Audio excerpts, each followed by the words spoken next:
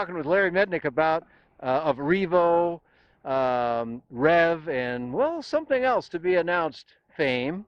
But now we want to talk just engines with Larry. And well, what are we looking at here, Larry? This here is the Polini. It's a 250cc. It's the Thor 250, and it's the dual spark as they call it. So it is an I actual see you got two plugs, right? dual ignition little motor, and it's got quite a handful of things that make it unique in its class. I'd say the first one is that it doesn't use a belt redrive system as you see on so many of the little lightweight motors, and that's all fine to use the belt redrive, but you know, the gearbox, I think it's a little bit more reliable. Long-term reliable, yeah. Yeah, Belts they're great, but they occasionally pop. I had one pop on me, And then you got nothing. Then it you're a left an glider, impression. and hope you kept the landing area in sight. So I do like the gearbox. One of the other really cool things about having the gearbox is this has a centrifugal clutch right from the factory. So that does a couple things. One, Part of the gearbox then. Part of the gearbox, I yeah. see, okay. So when you start up, you have this ultra smooth idle. And you also have the safety factor of just sitting there with the propeller not turning as well. So you got to give it some goose before it actually starts to spin. Yeah, right? It engages when you add And when some you throttle. come in and stop then and pull the throttle all the way back, does it come to a halt? It does, absolutely. So it's really more user-friendly, not for the pilot because he's in the cockpit, but well, as you know, else, a lot of, especially the smaller two-strokes, you have to really keep your RPM up, or you get some gearbox chatter. Yeah, so you don't have to worry about that with the clutch. And so the gearbox isn't all of it. One of the other big things is normally with a single cylinder, you get kind of that one banger effect. Yeah. Single cylinders are not like usually smooth in my experience. Like your lawnmower. Well, this has a counterbalanced crankshaft, and I will put my name to it. This runs as smooth as a Rotax 503. Wow. It's that smooth. So, and if you don't know, that is a very smooth inline twin cylinder two-stroke. The best liked of all their two-strokes, I think, and yeah, almost a bulletproof engine. So that's saying a lot to say this is smoother than that. And then beyond that, it is a liquid-cooled motor, and so the temperatures we're seeing on... Yeah, we're seeing a whole cooling system up here, so that's not common on these engines either. No, it's really not. And so we're able to run this engine at around 170, maybe 175 degrees Fahrenheit. Wow. By comparison, the air-cooleds are running 400, 500 red line. So everything's staying a lot cooler with the liquid cooling. And then it has an airbox silencer and an exhaust silencer. This is all standard.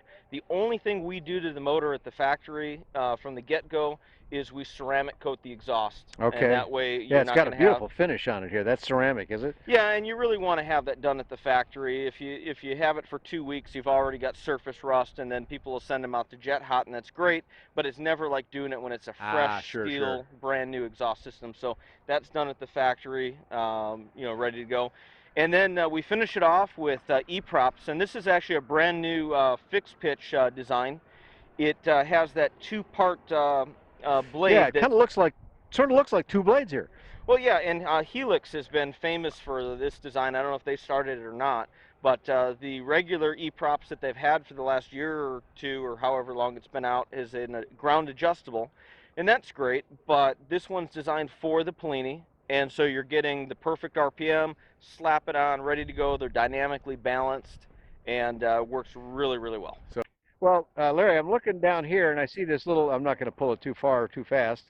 Not that you've got it on or anything. You can pull that as fast as you want. It's going nowhere. It's not going to turn the prop, right? Slow learner here. Okay, so anyway, do I have to get out of the airplane to start this thing? Absolutely not. In fact, most people will probably never touch that pull start that comes standard with this little engine. This is an electric start motor, and we power that electric start with our standard EarthX lithium battery. Oh, you're using the EarthX. We like those, yeah. This engine actually comes... Very light. Very light, surprisingly 0.7 pounds. Yeah. Less than a pound. This engine actually comes with a lead acid battery as part of the package that we get. Oh. So I've got a pile of these lead acid batteries. I'm going to have to get with one of the PPG guys, see if they want them. I don't know. If you want a deal on batteries, lead acid batteries, I know where you can get some. But thanks to the PPG guys, I think I can thank the community of PPGs that we would not have this engine if it was not for the strong powered paragliding community. So this is a backpack kind of engine. Yeah, maybe not this particular one, but it is. No, this is won the world championship at powered paragliding, the slalom, I believe, if I'm not mistaken. And so you first started seeing the higher horsepower. This is 36.5 horsepower. Oh, really? And is that right? Okay. Yeah. Out of a single banger. Yeah. Yeah, and Wow. so you started to see the higher horsepower used for the tandem flights, where you see actually two people going up Okay, to okay. train. And then all of a sudden, I'm not sure how many years ago, but these guys started going 60 miles an hour with these powered paragliders, doing aerobatics, and they had a need for more horsepower. 28 horse wasn't cutting it anymore.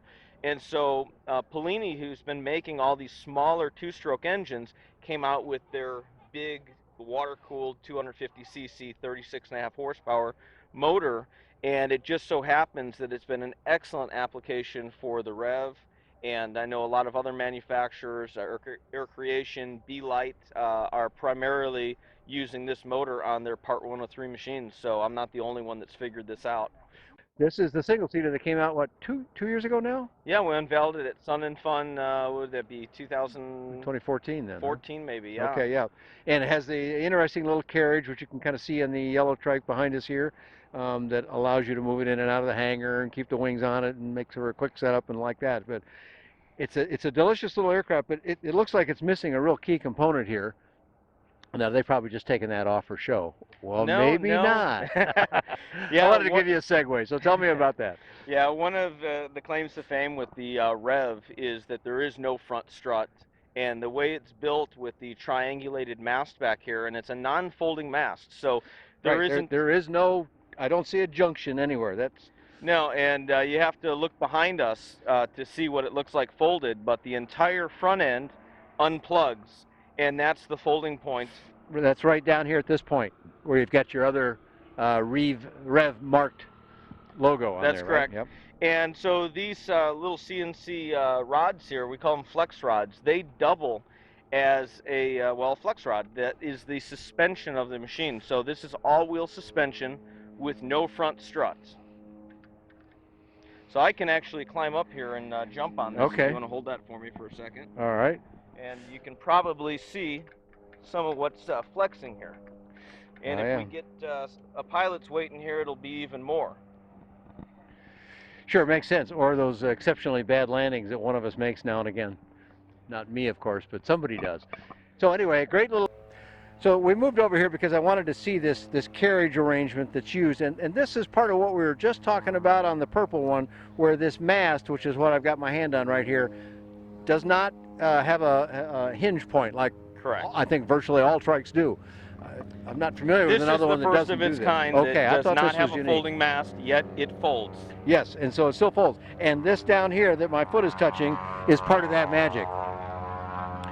So, as you see, the parts look kind of odd right here, but there's a whole sensible thing about it. And on the Evolution Trike's website, which we'll give you the website in a minute, you can see Larry performing a little setup of this, and it's quite unique how it works. And one person can do all of this. Absolutely. Although it looked like if you're doing it with the wheels off, you might could use another little hand to help stabilize. We actually just put out a video showing with the cart, without the cart, with somebody helping, and without anybody helping. And what we came up with as the end result there was you should either have a cart or a friend, but I did do it by myself. I saw you do it in the video. And yes. I struggle a little bit, but it can be done, just not recommended. Yeah, right. So a friend is a good idea. Usually a good idea to go flying with somebody anyway. So there's somebody else around. Or the cart will replace having the friend. And then you don't need that. A true one-person setup. And then you're independent. It's easy to do.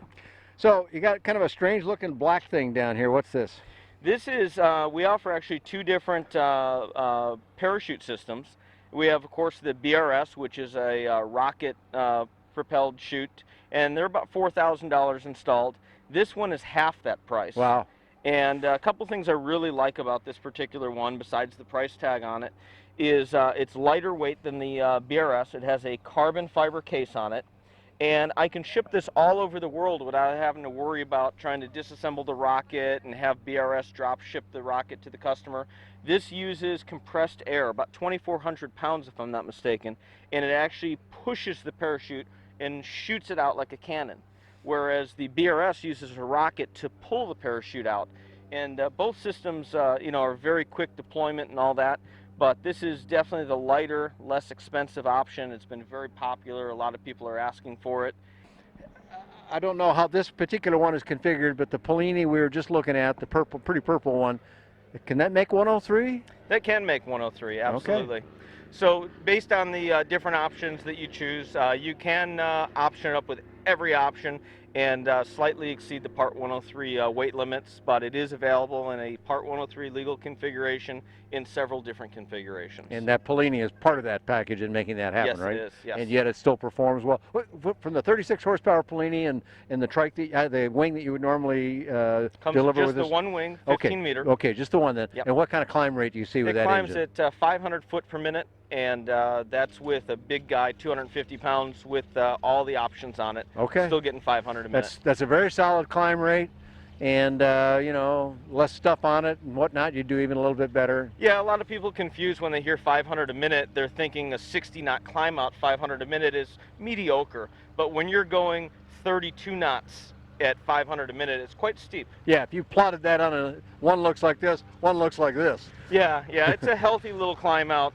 I'm not really, our original prototype had a 45 horsepower engine on it, and that was great, but honestly, the weight that we shed off of the engine, which was almost an 80-pound engine, I think we're almost... Compared to what on the Polini?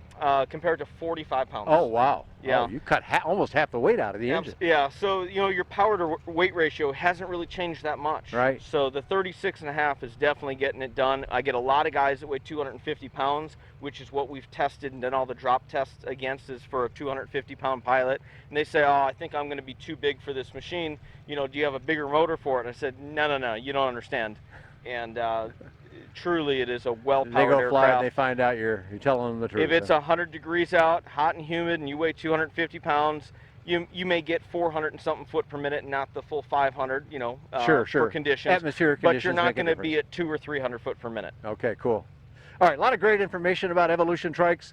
The Revo, the Super Deluxe two-seater, the REV, the single-seater that makes 103 without too much effort, and something else to come that I won't talk about yet, but we will talk about later. Pretty exciting stuff coming.